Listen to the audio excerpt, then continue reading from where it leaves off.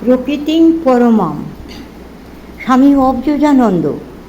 সাপুড়ের সন্তানদের খেলা দেখাতে মার আহ্বান ও আশীর্বাদ।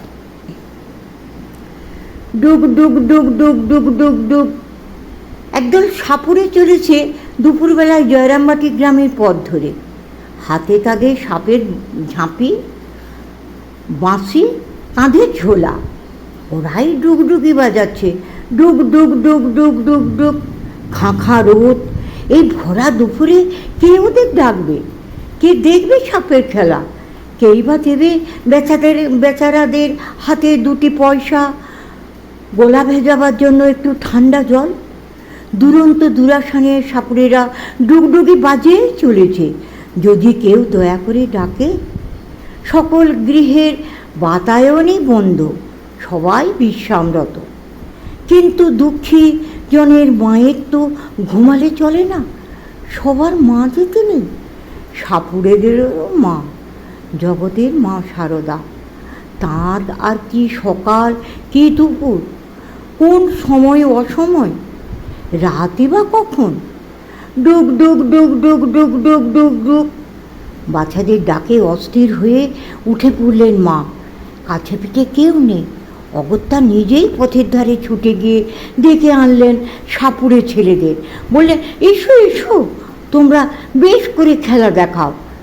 যেন একটি বালিকা দেখেনি কোনোদিন সাপের খেলা, কিংবা খেলা দেখতেই তার আনন্দ। সাপুড়েরা তাদের ঝাঁপি খুলতে বসে গেল। বালিকাও সাল্লাদে বলছে, ভালো করে খেলা দেখাও, আমি তোমাদের খুশি করে বকশিস দেব।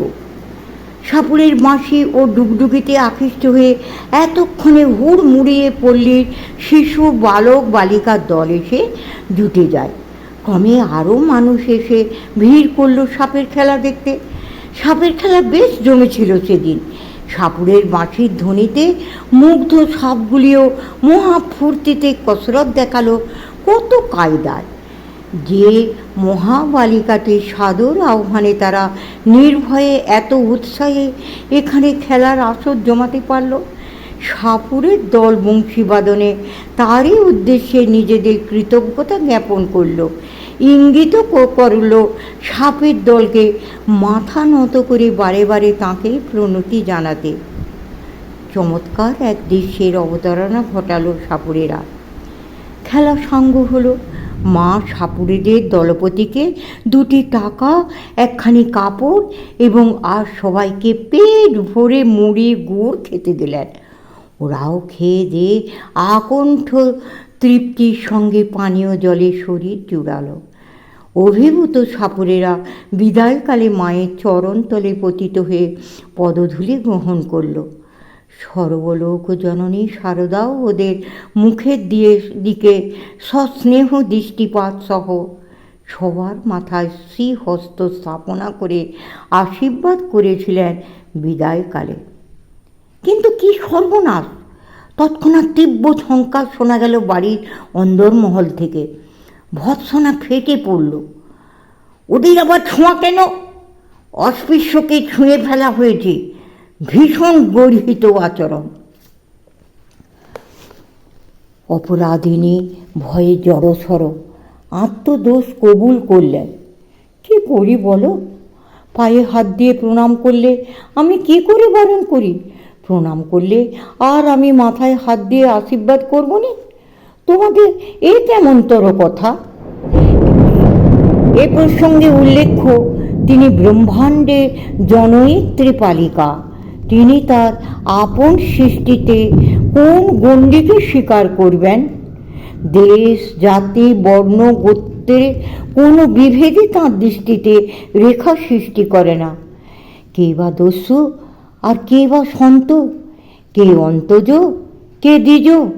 সারদা বিশ্ব মাতা পাবনী গঙ্গাবাড়ির মতো তাঁর আশিস ধারা শান্তি ও পবিত্রতা প্রদান করতে প্রবাহিত। সে করুণাধারা অপ্রতিরোধ্য, অনন্ত প্রবাহিনী। দেশ কাল ছাপিয়ে, সাগর পর্বত পেরিয়ে, ধর্মাধর্মকে অতিক্রম করে তার গতি। সৃষ্টির ইতিবৃত্তে অপ্রতিম ও অনবদ্য। সংসারে কেউ মাতৃ সমীপে প্রত্যাখ্যাত নয়। সংসারের ঘানিতে যুক্ত যে তারও শান্তিহরণ করে দিচ্ছেন। নিরন্তর চোখ ধাঁধা অবস্থায় ঘানি কাঠ বইতে বইতে কাঁধে যে ক্ষত সৃষ্টি হয়েছে তাতেও শান্তির স্নিগ্ধ প্রলেপন দিতে কার্পণ্য দেখাচ্ছেন না।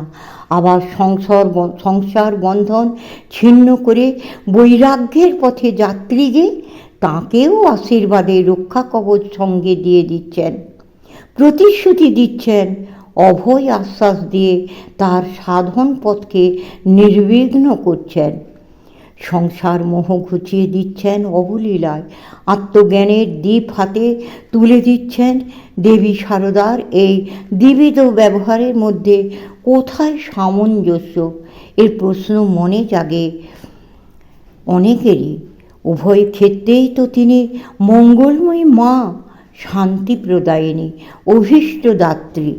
একটি ছোট ঘটনাকে এখানে স্মরণ করতে পারি উদাহরণস্বরূপ। শ্রীযুক্ত আশুতোষ মিত্র প্রদত্ত এই স্মৃতিচিত্রটি আমাদের উক্ত জিজ্ঞাসাকে যথেষ্ট পরিপুষ্ট করবে।